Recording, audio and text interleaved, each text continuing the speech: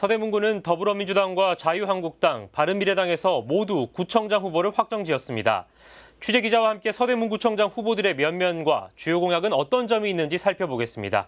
오신영 기자, 어서 오시죠. 네, 오 기자, 더불어민주당과 자유한국당 그리고 바른미래당 이 세 주요 정당에서 모두 후보를 확정했다고요? 네, 그렇습니다. 더불어민주당에서는 문석진 전 구청장이 지난달 더불어민주당 후보로 단수 공천되면서 3선에 도전하게 됐습니다. 네. 자유한국당에서는 한국초고층도시 건축학회 연구원장을 지내고 있는 안형준 후보가 지난 10일 공천을 받으면서 후보로 나서게 됐고요. 바른미래당에서는 일찌감치 후보를 확정해 서대문 을 지역위원장을 맡고 있는 이은석 후보가 나서게 됐습니다. 네, 후보가 확정된 만큼 세 후보 모두 바쁜 이 발걸음을 할 텐데요. 선거 레이스에 본격적으로 돌입했습니까? 어떻습니까? 네, 세 후보 모두 선거 운동에 돌입을 했습니다. 더불어민주당 문석진 후보는 지난 8일 출마 기자회견을 열고 출마를 공식 시사했는데요. 문 후보는 사람 우선 정책과 섬김 행정으로 주민들의 희망이 이어지는 서대문을 기대해달라며 출마의 변을 대신했습니다.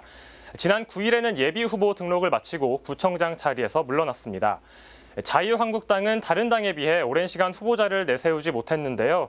지난 10일 안형준 후보를 공천하며 최종 후보자로 선정했습니다. 안형준 후보는 지난 3월 세 후보 중 가장 먼저 예비 후보 등록을 마쳤지만 최종 후보로는 세 후보 중 가장 늦게 선정된 겁니다. 마지막으로 이은석 후보는 바른미래당 후보로 세 후보 중 가장 먼저 확정됐는데요. 바른미래당에서는 이은석 후보가 지역에 대해 누구보다 잘 알고 있다고 판단해 이은석 후보를 내세운 것으로 보입니다. 이 후보는 출마의 변에서 서대문구가 고향인 만큼 고향을 위해 최선을 다하고 싶다는 심정을 밝혔습니다. 네, 그렇군요. 이제 지방선거가 얼마 남지 않았기 때문에 이 세 후보 모두 민심 잡기에 열중일 텐데 이 세 후보 나름대로 모두 공약이 있을 것입니다. 눈길을 끌 만한 공약은 어떤 것들이 있습니까? 네, 제가 취재를 하면서 가장 두드러졌던 공약이 바로 개발 분야인데요. 네. 먼저 문석진 후보는 균형 개발을 강조했습니다. 지난 8년간 미완성됐던 서대문구의 개발을 앞으로 4년간 완수하는 시간으로 갖겠다는 겁니다. 특히 홍제역에서 홍제 사거리로 이어지는 지하 공간을 개발해 홍제권역 개발에 집중하겠다는 의중을 드러냈습니다. 지역별 특성에 맞는 공간 전략을 통해 도시 환경을 정비해 나갈 계획입니다.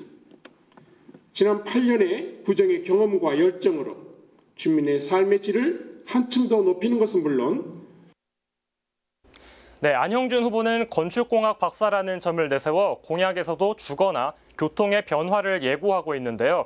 주거에서는 공동주택이라는 의미를 살려서 앞으로 아파트를 건축할 때 아파트마다 주민들의 공용 공간을 늘리겠다는 공약을 내놨습니다. 네.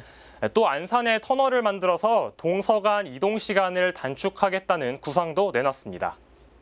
안산 터널을 개통해서 동서 간의 도로를 신설해서 시내에 진입하는 게 30분을 단 5분 내로 실현하도록 하겠습니다. 그리고 그동안 정체되어 있던 서부경찰청도 노선을 변경해서 서대문구청역을 신설해서 네, 마지막으로 이은석 후보는 서대문구에서 초, 중, 고 대학교를 나온 서대문구 토박이로 통합니다. 그렇기 때문에 개발에서는 무분별한 개발이 아닌 지역의 특성을 살린 도시계획을 강조했는데요. 이 후보는 서대문구 발전의 필요성에 대해서는 공감은 하지만 안산과 홍제천 등 서대문만의 자연 경관을 살려야 한다고 주장했습니다. 네. 무조건적인 개발은 사실 반대합니다. 그래서 산과 하천이 잘 어우러진 그런 자연 친화적인 그런 생태 도시형을 만들고 싶습니다. 네, 이 세 후보의 목소리로 또 공약도 들어봤는데요. 각자 나름대로의 특징이 있던 공약이었던 것 같습니다. 네, 오신영 기자 잘 들었습니다.